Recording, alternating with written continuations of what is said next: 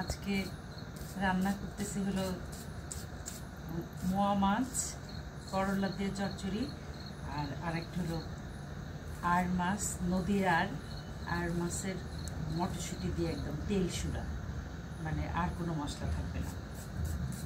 তো পেঁয়াজটা কাটতেছি, তারপরে করলা আলু আগে কেটে ফেলছি,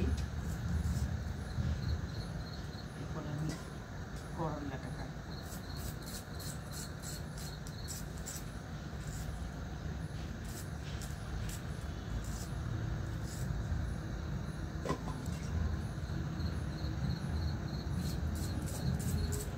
আমাদের সিরাজগঞ্জ বগুড়ার মানুষরা অনেক তরকারি, মাছের তরকারি বিশেষ করে মানে হাতে মেখে তারপরে রান্না করে। মানে এখানকার মাছ এতই সুস্বাদু যে ভাজতে হয় না। আমরা একদমই মাছ ভিজে খাই না, মানে মাছ যে আগে একটা ভাজা দিয়ে তারপরে সেটা রান্না করে, ওইটা আসলে ওইটা আমাদের করতে হয় না। আমাদের যমুনা নদীর মাছ বা আশেপাশে যত নদী আছে, চলন বিল আছে কাছে, সব মাছই আসলে খুবই মিষ্টি।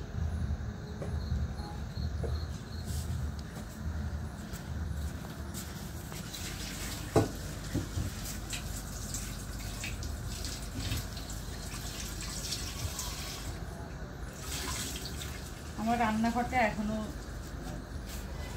গুছায় উঠতে পারি নাই, যখন গোছানো হবে তখন দেখতে নিশ্চয়ই সুন্দর লাগবে।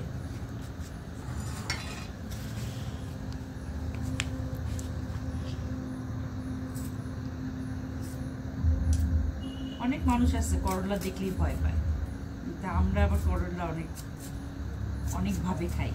করলা ভর্তা করে খাই, করলা ভাজি তো খাই, আর যে মাছের চচ্চড়ি এটার মধ্যেও করলা খাই। আমার মার হাতের করলার তরকারি, আমার বোনের হাতের করলার তরকারি মিষ্টি লাগে, এত মজা।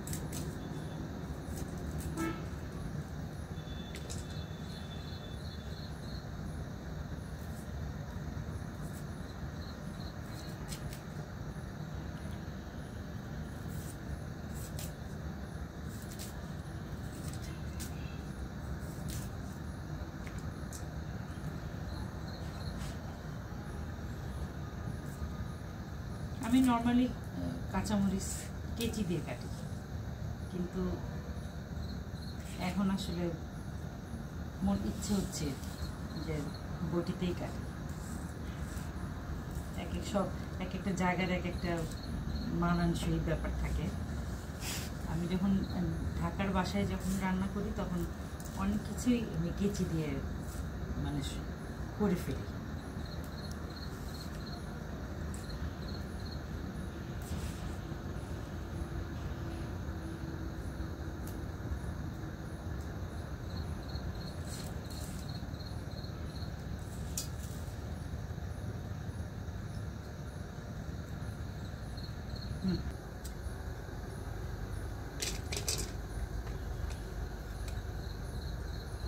আমি বেশিরভাগ সময় কড়াইয়ে রান্না করি। তো আমার এখানে আসার পরে আমি বড় বড় কড়াই নিয়ে আসছি, মাঝারি বা ছোট কড়াই আনা হয় নাই। বগুড়ার আলু আমার তো মনে হয় এত স্বাদ, মানে পৃথিবী বিখ্যাত। এই আলুর ভর্তা, এই আলুর চচ্চড়ি সব কিছুই এত মজা। আমি মরিচটা একটু পরে দিব, আগে একটু মাখায় নেই, নাহলে আচ্ছা এটা আদা বাটা দিব।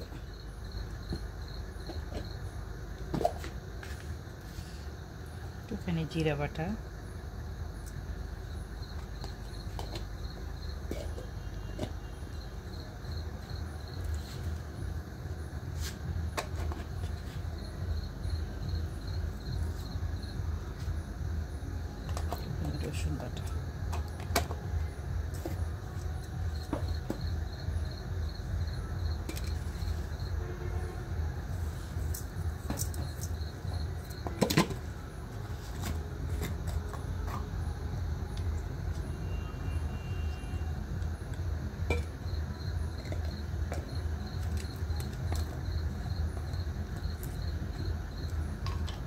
চামচটা আবার কি হলো,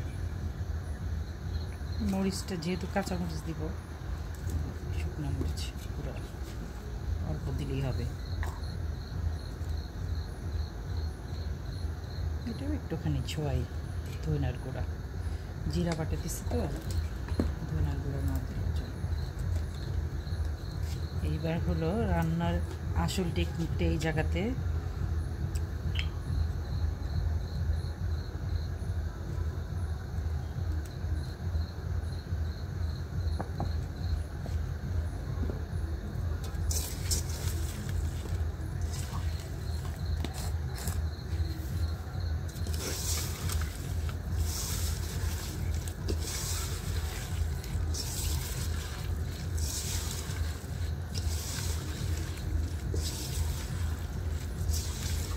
মাখতে মাখতেই সবজি থেকে একটা পানি বের হবে, মানে অর্ধেক রান্না হাতের মধ্যে। যে কোনো মাখা রান্না আসলে এই টেকনিকটা অ্যাপ্লাই করে। মা শাশুড়ি ওনাদের কাছে শিখেছি যে হাতের মধ্যে মাখতে মাখতে সবজি থেকে পানি, এই যে পানি বের হচ্ছে কিন্তু অলরেডি পানি বের হবে, তারপরে অল্প একটু পানি দিলেই হবে। এটা একটা মাখার একটা নিয়ম আছে, যেটা জাস্ট এটাকে ভর্তাও করা যাবে না, আবার এটাকে এখান থেকে পানিও বের করতে হবে। যেহেতু আলু, সেহেতু ভর্তা হওয়ার কোনো চিন্তা নাই। আমি এটাতে করলা দিব, করলা একদম সবার শেষে দিব। এখানে একটুখানি পেঁয়াজ বাটা আছে, আমি একটুখানি পেঁয়াজ বাটা দিব।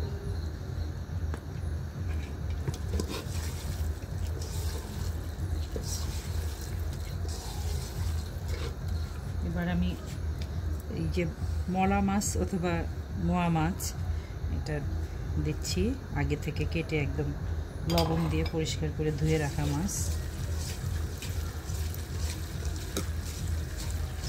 এখন আর ওরকম ভর্তা করতে পারতেছি না, কারণ মাছ দিয়ে আছে তো। এখন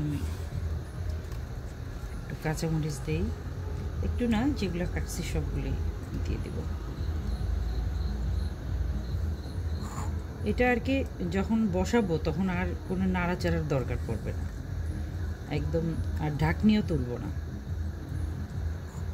মানে তরকারির ভিতর থেকে একটা আওয়াজ আসবে, বোঝা যাবে যে এটা চটচট করতেছে। এটা মানে একটুও পানি থাকবে না, তেলের উপর একটা মাখা মাখা ভাজা ভাজা একটা টেক্সচার হবে।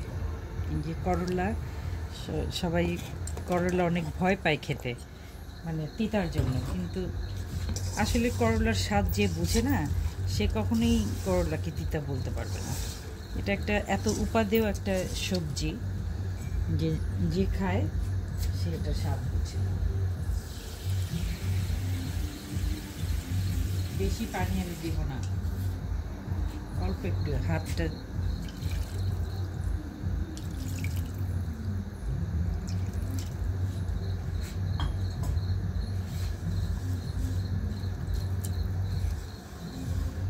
এখন এটা আমি চড়ে দেব।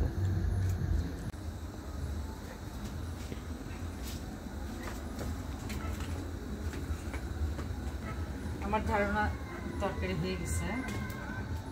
বললাম না যে এটা মানে মুখ ঢাকনাটা খুলতে হয় না, আওয়াজ শুনলেই বোঝা যায় যে তরকারি হয়ে গেছে, আর একটা সুবাস আসতেছে।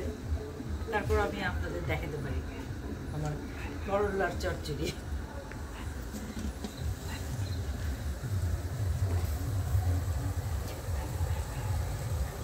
যে একদম শুকিয়ে গেছে, মানে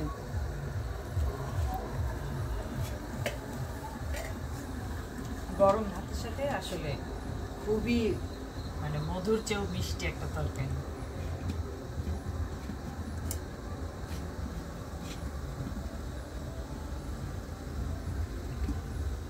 যাই হোক, সবাই ভালো থাকেন, সবার জন্য অনেক শুভকামনা, ভালোবাসা। আসসালামু আলাইকুম।